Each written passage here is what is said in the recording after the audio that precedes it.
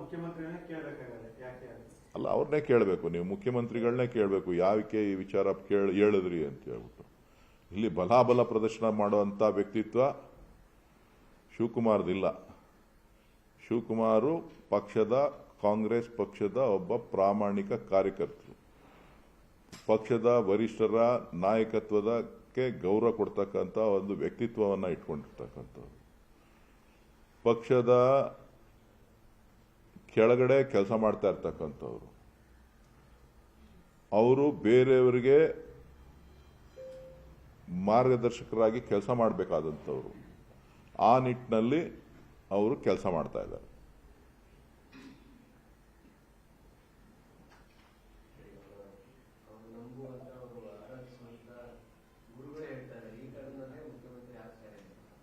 ನನಗೆ ಅದು ಗೊತ್ತಿಲ್ಲ.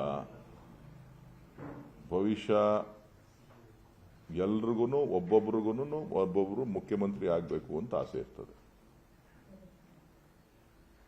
ಸೊ ಅವರವರ ಅನುಯಾಯಿಗಳು ಅವರವ್ರ ಕ್ಷೇತ್ರದಲ್ಲಿರ್ಬೋದು, ಅವ್ರ ಜಿಲ್ಲೆಯಲ್ಲಿರ್ಬೋದು, ಅವ್ರ ರಾಜ್ಯದಲ್ಲಿರ್ಬೋದು, ಅವರ ಜನಾಂಗದಲ್ಲಿರ್ಬೋದು, ಅವರ ಹಿತ ಕಾಪಾಡಲಿಕ್ಕೋಸ್ಕರ ಅವರವರು ನಮ್ಮವ್ರ ಮುಖ್ಯಮಂತ್ರಿ ಆಗಬೇಕು ಅನ್ನೋಂಥ ಆಶೆಯನ್ನು ವ್ಯಕ್ತಪಡಿಸ್ತಕ್ಕಂಥದ್ದು ಸಹಜ ಪ್ರವೃತ್ತಿ.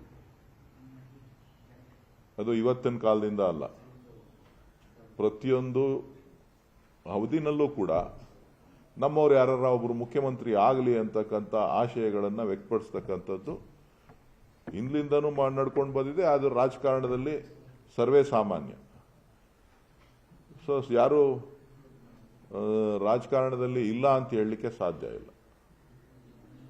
ಸೊ ಹಾಗಾಗಿ ಕೆಲವರು ಅವರವರ ಅಭಿಪ್ರಾಯ ಪಡಿಸೋದನ್ನ ನಾವು ತಪ್ಪು ಅಂತಾನೂ ಹೇಳಲಿಕ್ಕೆ ಆಗೋದಿಲ್ಲ.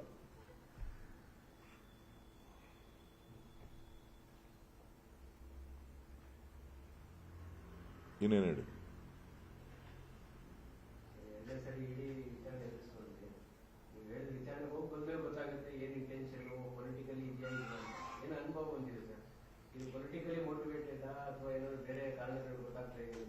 ನನಗೆ ಕಾರಣಗಳೇನು ಗೊತ್ತಿಲ್ಲ. ಸೊ ನನಗೆ ಕೇಳಿರುವಂಥ ವಿಚಾರಗಳನ್ನು ತಿಳಿಸಿದ್ದೇನೆ. ಅವರು ಇನ್ನೇನಾರ ವಿಚಾರಣೆ ಕರೆದಾಗ ಬರಬೇಕು ಅಂತ ತಿಳಿಸಿದ್ದಾರೆ. ಸೊ ನಾನು ಒಬ್ಬ ಪ್ರಜೆಯಾಗಿ ಸಮಾಜದಲ್ಲಿ ಮತ್ತು ಕಾನೂನಿನ ಚೌಕಟ್ಟಿನಲ್ಲಿ ನಡೆಯುವಂಥವನಾಗಿ ಯಾವುದೇ ವಿಚಾರಣೆ ಬಂದರೂ ಕೂಡ ಹೋಗಿ ಎದುರಿಸಲಿಕ್ಕೆ ಸಿದ್ಧನಾಗಿದೆ, ಸಹಕಾರ ಕೊಡಲಿಕ್ಕೆ ಸಿದ್ಧನಾಗಿದೆ.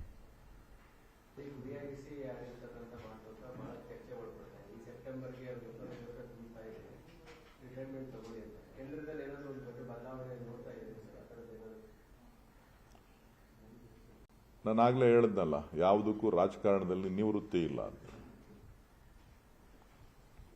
ರಾಜಕಾರಣದಲ್ಲಿ ನಿವೃತ್ತಿ ಇಲ್ಲ, ಇಚ್ಛಾಶಕ್ತಿ ಇರಬೇಕು.